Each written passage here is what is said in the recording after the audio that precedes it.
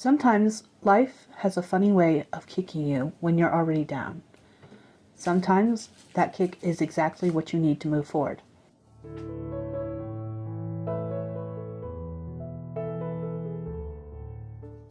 March started off with a depressing bang.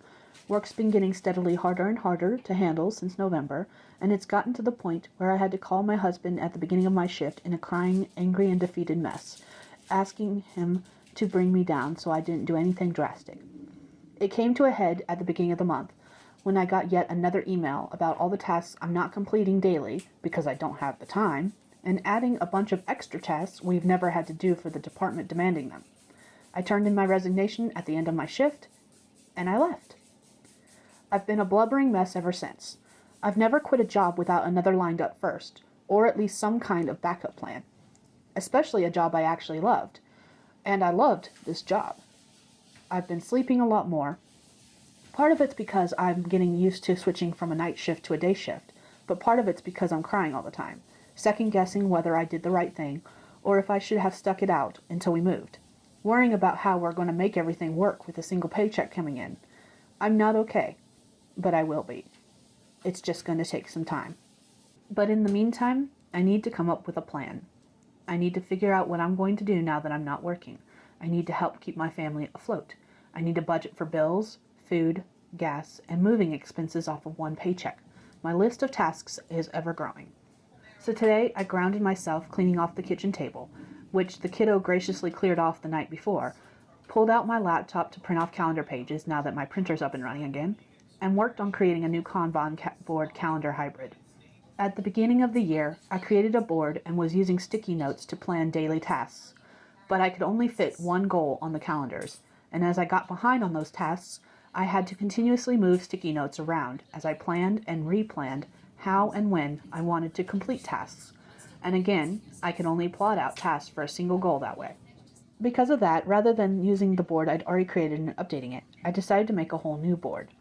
I wanted to put the quarter's calendar pages on one side with events whose dates aren't changing written directly on the calendar, while I left the other half of the board clear for all my sticky note tasks.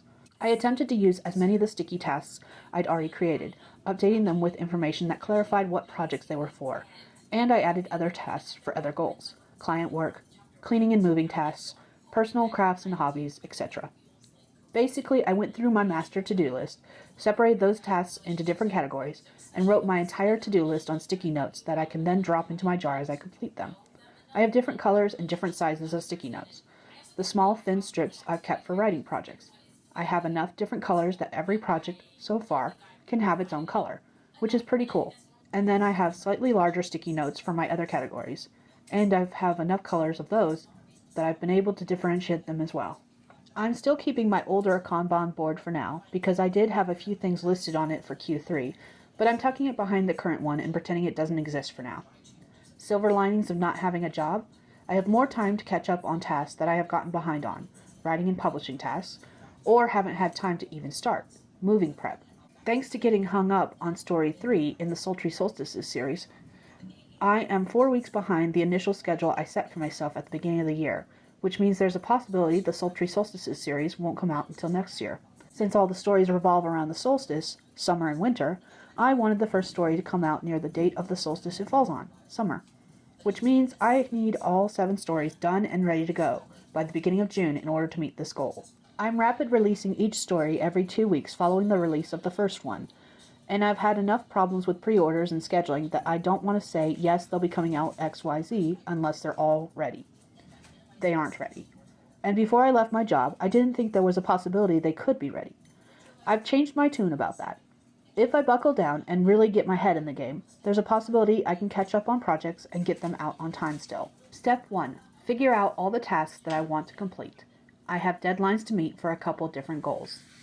I need to get 7 short stories written, edited, formatted, and scheduled for pre-order before June starts if I want to get the Sultry Solstices series out this year. I need to upload a standalone short story to KDP, as well as record and upload an audiobook by mid-April if I want it to come out before Mother's Day.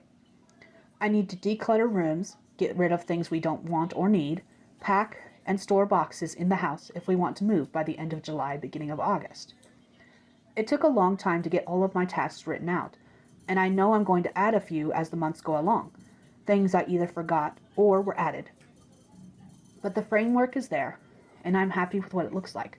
I still have to figure out when I'm going to do all of these tasks, but that's a task for another day and a different video. Here's a final look at my new Kanban board / calendar. It has all of my tasks that I want to complete for all of my goals. It also contains calendar pages for all of Q2, April, May, and June. Plus, I added a calendar page for March since we're not done with March yet.